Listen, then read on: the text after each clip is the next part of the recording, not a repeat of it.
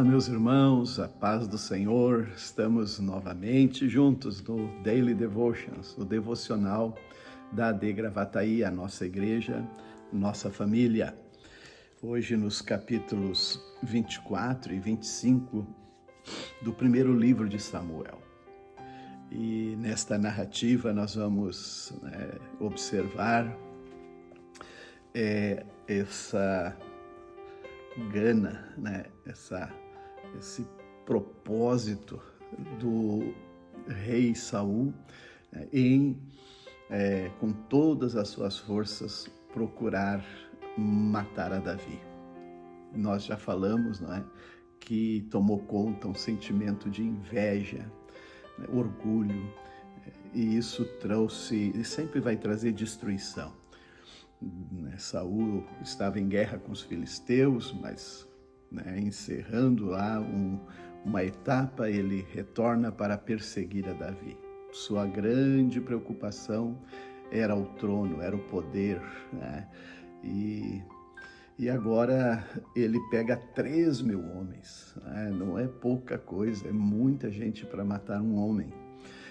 E nessa perseguição, acontece um fato muito interessante, que Davi, na verdade, está sendo forjado, para que os seus fundamentos, princípios, sejam sempre muito bem estabelecidos.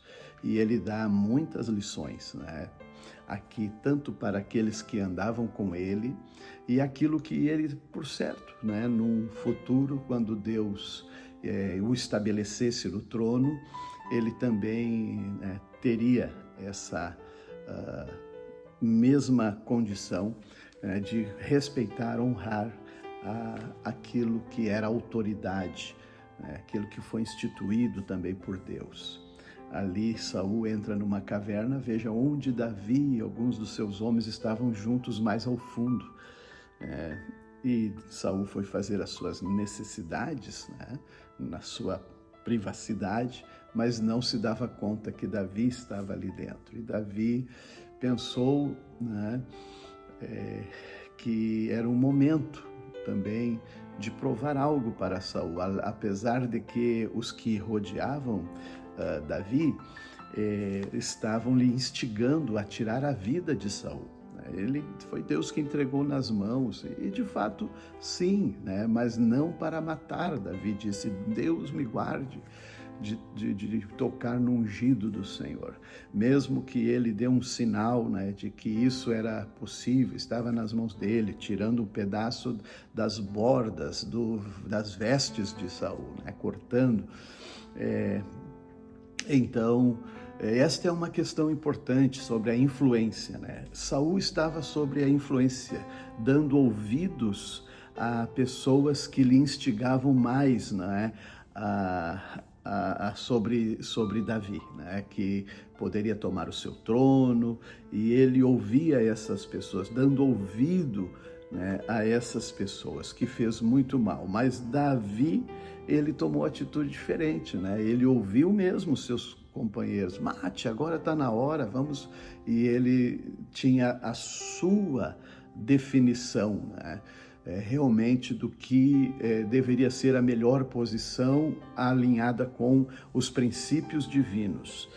E é aqui que a gente também na vida precisa sempre estar muito focado, alinhado, colocado dentro das nossos fundamentos, nossa posição, e não ir atrás de conversas que vão nos levar para situações que vão romper com princípios divinos. Davi corta a ponta e depois ainda diz para Saul: Saul, tu estavas nas minhas mãos, eu podia matá-lo, mas nunca desejei fazer tal mal, e tu nunca vai fazer, eu nunca vou fazer isso. O Saul quando ouviu Davi, ele chorou, E isso mostrou um sentimento, Mas só que como ele estava dominado por isso e cercado de pessoas de má influência, não muito longe ele vai voltar novamente, a perseguir Davi. Ainda que ele dali foi embora, Mas aí Davi está, né, indo para a região do Carmelo, onde tinha um homem chamado Nabal, com a sua esposa Abigail, um homem rico, não é, com muita criação de ovelhas, cabritos, e Davi tinha uma aproximação com os pastores deste homem, com aqueles que lidavam com o rebanho, até mesmo protegendo eles, né? E chegou um momento que Davi precisava, né, de um apoio nessa área da alimentação, de também os seus propósitos de servir a Deus. E o homem Nabal foi muito, orgulhoso, perverso, né? E não reconheceu nada disso mesmo que os seus empregados havia falado, né? E ele desprezou, menosprezou Davi, ainda que a fama de Davi estava por todo Israel, o que ele havia feito com os filisteus, os inimigos do povo de Israel, poderiam fazer muito mal a Nabal, ele estava ali protegendo, mas ele não houve nenhum tipo de reconhecimento, e a ingratidão levou Nabal a prejuízos e consequências muito terríveis na sua vida. Mas ele tinha uma esposa inteligente e bonita, diz a Bíblia, e ela tentou ainda, né, preservar a vida dele, de Nabal, dela e da família.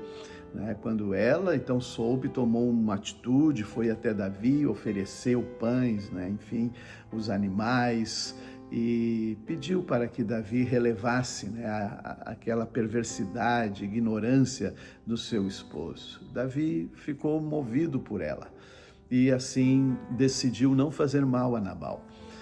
Mas quando ela falou para o seu esposo, ele entrou em estado de choque, sabe? E ali ele logo foi tomado de uma enfermidade e morreu.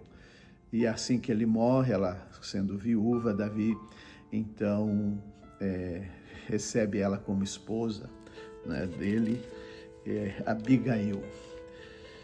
E a leitura bíblica vai falar que Davi, mais para o final, ele toma então Abigail como esposa, também uma chamada Ainoã de Jezreel, e a Mical, ela havia sido dada como esposa por Saul para outra pessoa. Saul não cumpria com Davi aquilo que ele falava, Ele não tinha uma firmeza nas suas decisões. Bem, o Evangelho de João, ele está dizendo aqui um período marcante na história de Israel, histórico, e Jesus está nesse contexto, porque Jesus está em Jerusalém, no Pórtico de Salomão, que era mais próximo ao tanque de Betesda, e ali estava acontecendo a festa da dedicação. Jesus passeava no templo, porque a festa da dedicação tem a ver com o templo, pois ela celebrava a libertação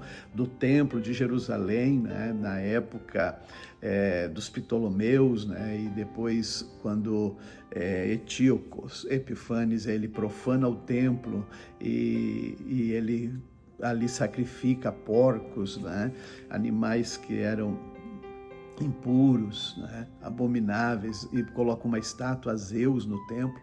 Então os macabeus, eles organizam uma revolta, conseguem ter êxito, dominam Jerusalém, e a partir daquele tempo, então, essa festa deste versículo que está abrindo a leitura, que Jesus estava no templo celebrava este tempo, este momento em que eles ungiram e consagraram o templo, destruindo a estátua a Zeus, purificando o templo, e assim Jesus estava também prestigiando, honrando esse momento, porque ela era uma festa de caráter messiânico, e Jesus estava ali, tanto que eles queriam que Jesus desse mais sinais, e eles não podiam crer, nos sinais e nem na palavra do Senhor, só mesmo os seus discípulos. E foi muito lindo esse momento, e marcante, a festa da dedicação, Hanukkah em hebraico. Deus nos abençoe.